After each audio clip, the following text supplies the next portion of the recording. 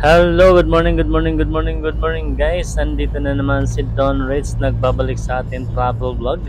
Panibagong araw, panibagong lugar at panibagong vlog. At pupunta tayo ngayon sa Lubo, Batangas. Guys, ang tabayanan.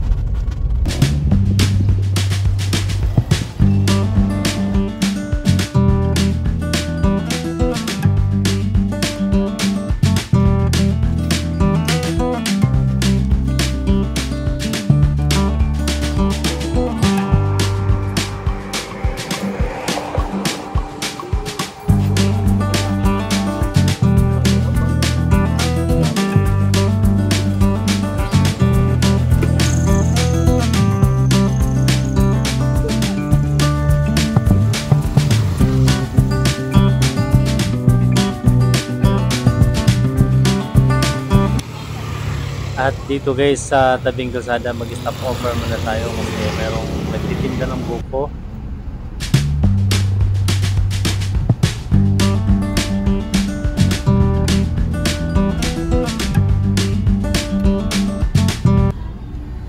Guys, sa mga naghahanap ng mga falls, beaches, resorts at saka mga pasyalan guys, panoorin nyo lang aking mga vlog kasi karamihan sa aking mga vlog ay mga beaches yan, mga iba't ibang lugar na mga beaches, mga magagandang beaches, mga mura, mga affordable yan.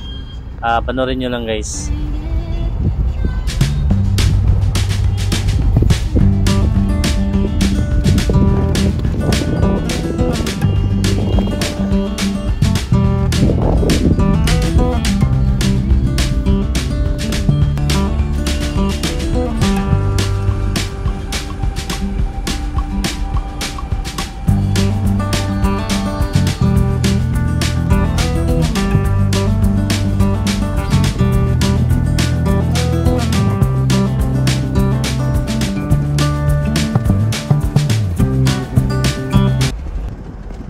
At kung napapansin natin guys, napakaganda ng kalsada dito papunta dito ng Lobo. So guys, kita nyo napakaluwag, walang traffic, halos walang sasakyan na dumadaan, pang mangilan-ngilan lang. At saka guys, no, yung travel nito from Metro Manila going to Lobo, Batangas, estimated of 3 to 3.5 hours ang travel nito. So guys, mag-enjoy ka sa mga ganitong travel route kasi kita nyo naman guys kung gaano kaluwag ng kalsada at kagaganda ng mga lugar dahil overlooking kadalasan na nandito sa daan. Kung gusto nyo mahilig kayo mag picture dito, pwede mag stop para mag picture taking lang at saka i-enjoy ang ambience ng travel tulad yan guys. So napakaganda talaga ng area, so talaga makapag unwind ka at saka makapag relax, magtanggal ng stress sa travel pa lang guys. So lalo na siguro ito mamaya pagdating dito sa aming pupuntahan. So antabayanin nun guys ang ating vlog mamaya doon sa Zim Tropical Game Resort, isang private resort na kung saan matatagpuan dito sa Lobo, Batangas. Hindi naman daw ito kaganon kalakihan, basta isang kayang-kaya yung mag-accommodate ng family outing. So guys, antabayanan.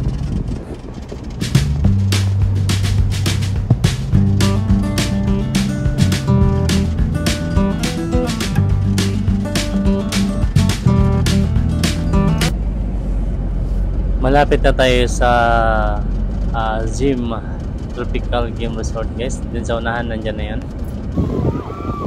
At ito na nga tayo guys. Ayan, nakita natin maraming banana boat pa tawag yan. So nag-i-enjoy yung mga naliligo dito guys. Kasi hindi siya ganun ka-crowded yung area. Talagang relax ka talaga pag nandito kasama mo family mo or mga friend. Ayan guys, kita mo banana boat na yan. So hindi kagaya ng mga talagang public na beach na talagang crowded masyado. Hindi kagaya nito guys na talagang makapag-relax ka. Ayan guys, so kita nyo naman. At maganda rin talaga ng area niya, yung white sand naman. At yan, may mga floating cottage pa sila dito na kung saan pwede tayong maliligo niyan. Sasakay natin, hilahin nata yung na yan, yung floating cottage kasi may tali. Yan, papunta doon sa medyo malalim at yan ang magiging pinaka natin standby para sa swimming na yan sa medyo malalim.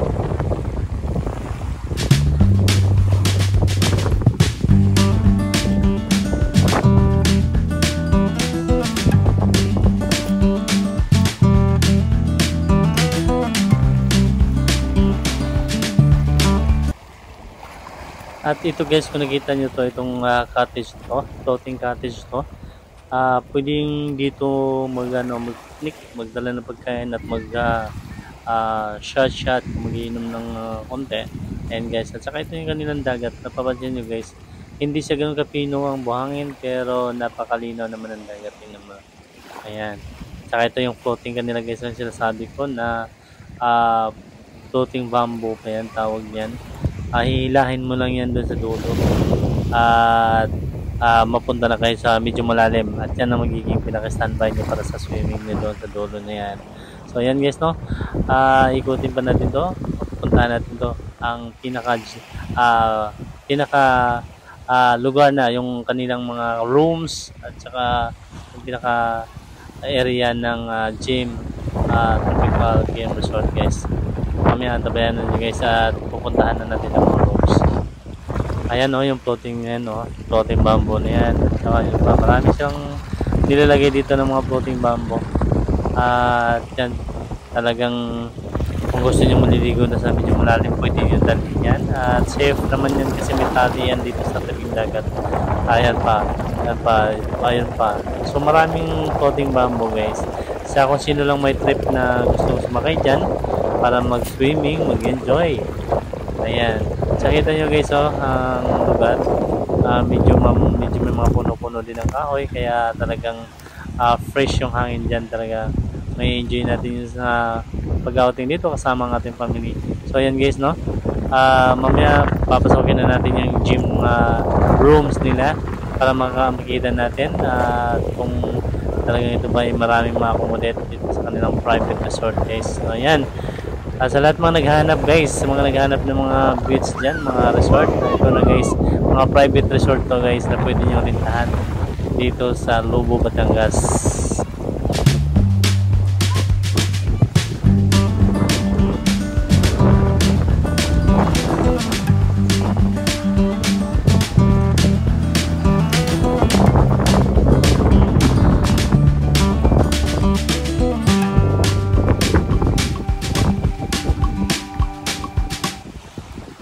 At kung mapapansin nyo guys, ayan may mga duyan pa dito sa front ng kanilang resort dito sa tabing dagat guys. Ayan. At meron din silang cottage dito sa gilid. Pwede rin talagang dyan mag-standby. So maraming option guys kung saan kayo pwede mag-standby dito sa part ng gym, Tropical Game Resort. So guys, abangan nyo at papasokin na natin doon kanilang mga rooms dito para makita natin guys kung ito may maganda o talagang kakit-akit ba para sa ating mga gustong mag-outing dito sa ganitong klaseng beach resort.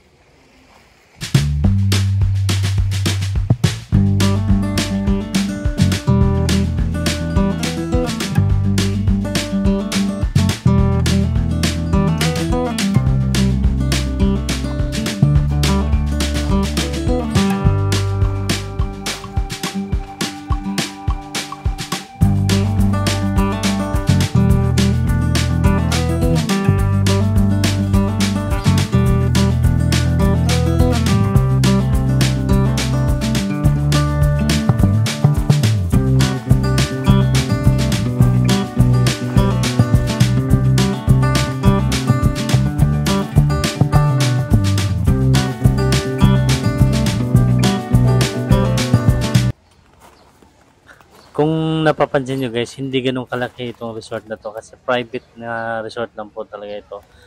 Yung mga pang family accommodation lang na siguro ito estimated ko to sa area na to kayang-kaya mag-accommodate na 50 to 100 guests kasama dito sa labas guys. Ayan, estimated lang naman yan. So kung makikita natin, malinis din naman yung area nila. Ayan, may mga kubo. Siguro ito yung kanilang mga rooms. So mamaya hanapin natin yung nag-manage or may-ari dito para pwedeng matingnan natin yung kanilang rooms.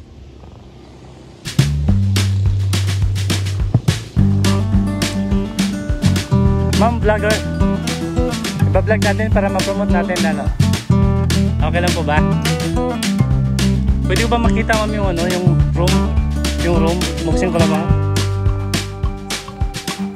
Okay po, sige po. Room nila.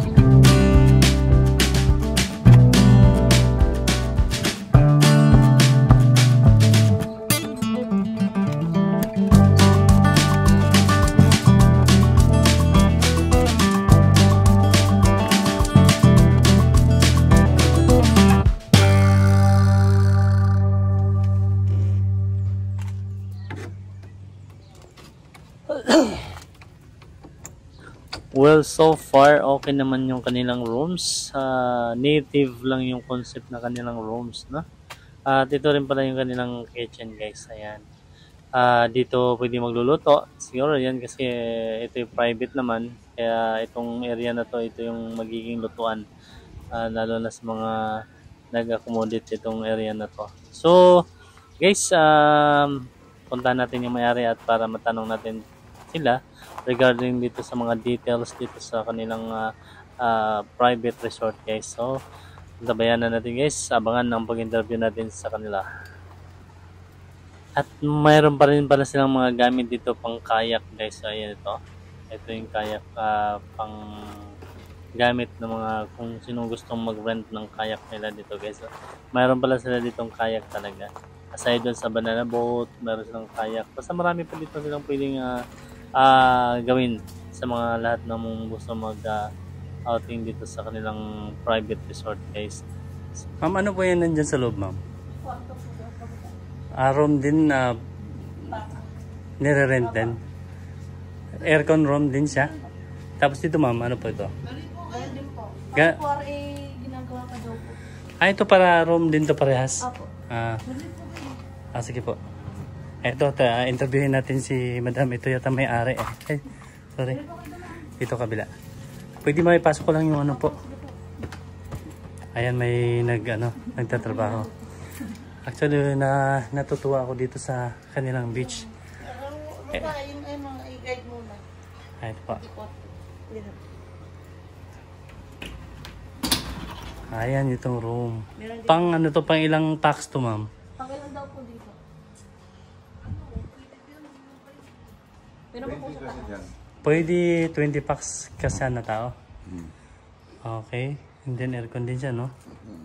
Pasok, pasok. Sige. Ito, maganda. Pwede bigsan tayo yung ilaw. Ito, maganda. Maganda yung ano niya. Hindi ka ba na rin, Ay pa. Ito. Ito yung share nila. Kayo po may-ari, sir, ha? Oo. Okay. Pero ano kayo nagbubook? Booking. Sa booking niya, no? Ito yung share nila. Wow. Okay.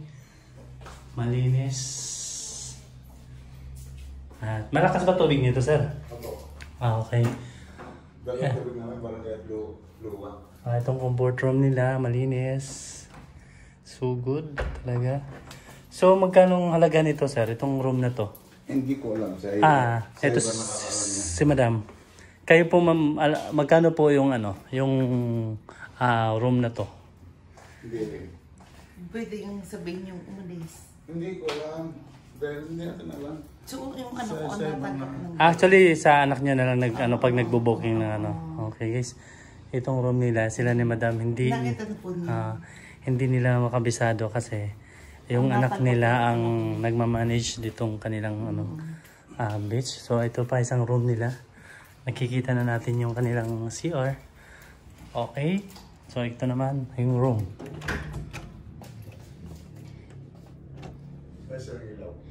Kasama to ma'am dito sa buo na to. Okay. So napakalaki. Ayan, may tatlo. Ayan guys. Tatlong double deck. Ito pa, may isang double deck. Tsaka isang queen size na queen size na kama. At saka pala, correction niya pala, dalawang double deck na pala. Ayan. Kita niyo na siya kalaki. Aircon din lahat. Aircon yan. Fully aircon siya. And then sa labas, sa sala, kung mag-exist ng mag-exist sila ng guest, ito meron pang kama dito, mga double, queen size naman, no? Queen size na kama. So andun pa, dalawa, and then dito sa gitna meron pa. So kung nasa mga 20 to 25 packs mo, maaaring kaya mama, no? So siguro mga estimated nito nasa mga 15k, 12, gano'n, no? Kasi usually... Hindi ko bawal magsabi ng...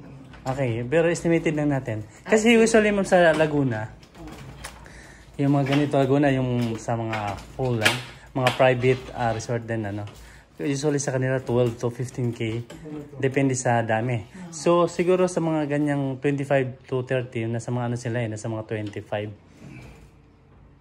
per day, gano'n. 22 hours sila. So Yan po pag exclusive naman, kasama lahat ito. Iyan lang. Pati yung mga... So pag exclusive, talagang kung sino lang yung magre-rent sa kanila.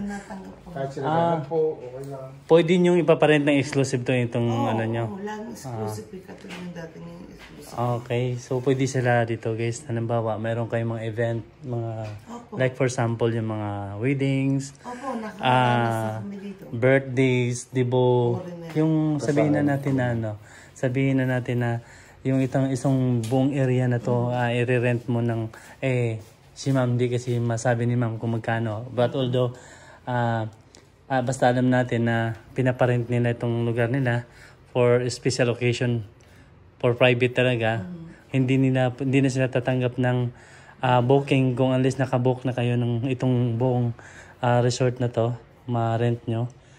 Tsaka napakaganda guys, malinis naman siya, malinis. Tsaka yung dagat, nakita ko naman doon, inalis na yung bato-bato. Mamaya iikot natin tayo sa dagat para makita naman. So ma'am, anong pangalan niyo po ma'am? Marlene Closa po. Marlene Closa. Si sir na, anong pangalan? Ponad Closa. Ponad Closa. Ma'am, thank you very much po sa pagpaunlak nyo. At ako'y natutuwa naman na ako'y tinawag nyo ako dito. Actually, didiretso lang ako sana dun sa kabilang beach. Kaya lang. Kasan po kayo? Galing pa ako ng Cavite. Sadyang nagbablog. Nagbablog po ako. Thank you. Ito ma'am, actually ma'am, nakikita ko ito through vlog lang din naman. Hindi ko alam to kung hindi ko nakikita sa vlog. Napakadami pong vlog. Kaya importante po, kung halimbawa po may mga vlogger pa na pupunta dito, i-accommodate nyo kasi malaking tulong ho yun sa inyo po. Di kung sa anak ko kayo makipag-deal. Yun na nga po sana. Kasi kung mas maganda kasi natin kung maibigay natin yung details, actually, kasi yan ang inaano ng mga customer natin o kliyente natin o guest natin. Unang-una tinatanong nila kung magkano, kasi kahit nakita nila na maganda yung lugar, yung resort, pero baka isipin nila napakamahal or hindi affordable. So, nakausap niyo yung anak ko. Oh, napaka-affordable na. Si ma'am na ako nagsabi, hindi lang niya masabi kung magkano talaga. Pero mamaya ibibigay ko sa inyo yung kanilang website or mayroon silang website. Bibigyan niyo ako ng calling card, ma'am. No? Mayroon ba kayo? Meron po yung picturean yung ano yung Ay, ng gym. Yun Sige. po, Pipicturean ko na lang yun doon mamaya. At saka nandun naman para maipakita natin. Actually guys, sorry kung hindi ko kayo mabigyan ng ng tamang details about doon sa kanilang presyo o price dito sa pag-accommodate dito, ma'am, no? Kasi hindi nyo alam. Hindi ko rin naman nakakausap din si ma'am. Actually, sana itawag na lang nila or kukontak na lang sila dun sa ibibigay natin na details para sila na makipag-usap. Pero nakita ko naman dito guys, talagang sa tingin ko naman kayang-kaya sa bulsa. Maganda pa. At saka ang number one na hindi mababayaran, yung bait ni ma'am. Talaga. Yan ang bait ni ma'am, hindi mababayaran. Kasi ako mismo, nandun ako sa labas. Tinawag ako ni ma'am, papuntahin ako dito. Halimbawa dito ma'am, ilang room to lahat? 1, 2, 3... 4 na kubo. 4 na kubo. 3 tipi, isang kubo ngayon. 3 tipi, isang kubo. Tapos itong malaking... Hindi sa amin na yung kabila. Kulang lang doon ni Kama. Sa kabilang yan. Dito. Pero ipoprovide nyo naman din yan, ano? Opo. So guys, talagang okay to. Sa tingin ko mukhang may marating din to. Itong Tsaka unang-una, yung well-maintained yung area nila. Napakalinis. Kung gusto lang naman natin mag-relax, talagang masabi natin talagang pwede na kayo dito. Kumbaga parang nag-staycation kayo ng 2 days, 3 days. Then maligo ng dagat sa gabi, mag-relax. Di ma'am, okay, di ba? No?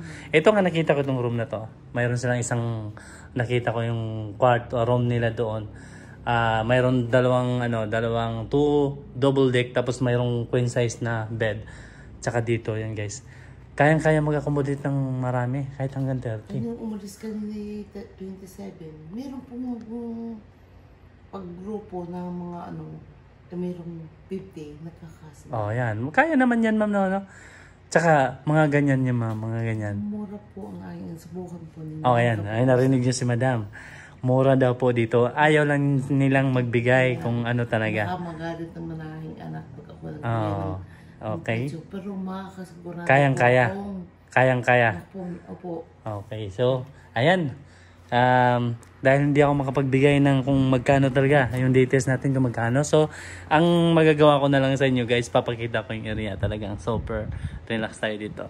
Malamig, malakas yung aircon, tsaka yung room nila doon, CR nila doon, malinis. Malakas yung tubig. At saka ito dito, mayroon din sila sa labas. Ito. Kung halimbawa magre-relax kayo, kwentuhan, mag-chat-chat, ma'am, pwede, no? Pwede dito. At saka din doon guys, doon, sa may cottage, pwede din doon magtatambay. Kung halimbawa, dito kayo. Di ba, ma'am, pwede? Yan. So, okay talaga dito, guys. Kung ako, halimbawa, nandito, anong pangalan to, ma'am? Gym, Okay. Actually, guys, sabihin na natin, itong area na to, 4 to, ma'am, na magkatabi na resort, na 4 na private resort na magkatabi. Although, sabi ni ma'am, magkapatid daw sila. Isa nakikita ko dito, isa ko to sa may recommend sa 4 o 5. 5 ba to, ma'am, no? Isa to sa may recommend ko. Although, sa nakita ko rin noon sa puntahan ko, okay naman, pero kung marami kayo or pwede rin talaga dito kay ma'am. Una-una, hindi tayo mahiya kay ma'am, mabait si ma'am eh. Kumbaga, nagre-relax nga tayo para walang stress. Hindi tayo ma-stress sa may-ari kasi okay, game na game. Basta ingatan lang natin kung anong mayroon dito sa loob na hindi tayo makasira. Siyempre, magbabayad tayo kung makasira tayo. So, ma'am, thank you very much, ma'am. Don't Rich, ma'am, channel, no? Don't Rich channel. Mayroon naman, sino yung ma'am naglilinis kanina? Ko yung cellphone niya para pag nag-upload ako, i-share na lang, i-share para Okay. Sa akin yung cellphone, hindi ko mo kailangan ni Bro. Naka-wifi naman kayo eh. Oo. Ayan. Ma'am, libre wifi ka dito? Pag halimbawa, may wifi naman Okay guys.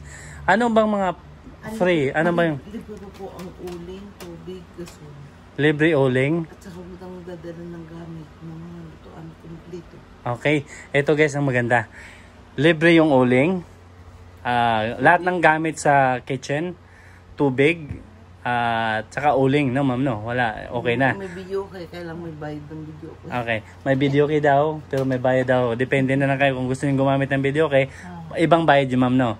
Ibang bayad. Pero yung sa kitchen na gagamitin, lahat po libre po. Wag na magdala ng mga kahit anong gamit para sa magluto o ano, kasi dito na kayo pwedeng free na yan, papahiram na ni madam. So napakaganda ma'am, no? Napaka-convenience talaga. Dadalhin mo na lang, lulutuin mo na lang. May hirap na libre. Libre din ref. May yelo kami bintang purified naman. Purified din. So guys, ito yung kabuuan ng kanilang beach. Ayan, may mga nag-banana boat at saka hindi ganun ka-crowded guys kasi private nga lang itong resort na to. Dito makita naman malinis naman din yung kanilang dagat at medyo white sand din. Malinaw ang tubig. So guys, hanggang dito na lang muna ang aking pagbablog. Sana nagustuhan nyo aking mga vlog guys. At huwag nyo kalimutan panoorin pa ang aking susunod na mga i-upload pa ng mga videos. At yung mga na-upload ko na guys, panoorin nyo sana ang aking mga videos. Abangan nyo ang susunod na aking mga video ang gagawin guys. Maraming salamat. At thank you very much. Huwag nyo kalimutan i-like, i-share at i-subscribe itong aking channel. Don Rich Channel guys. Para sa ating Team Ayuda. Makatulong tayo sa pagdating ng panahon guys.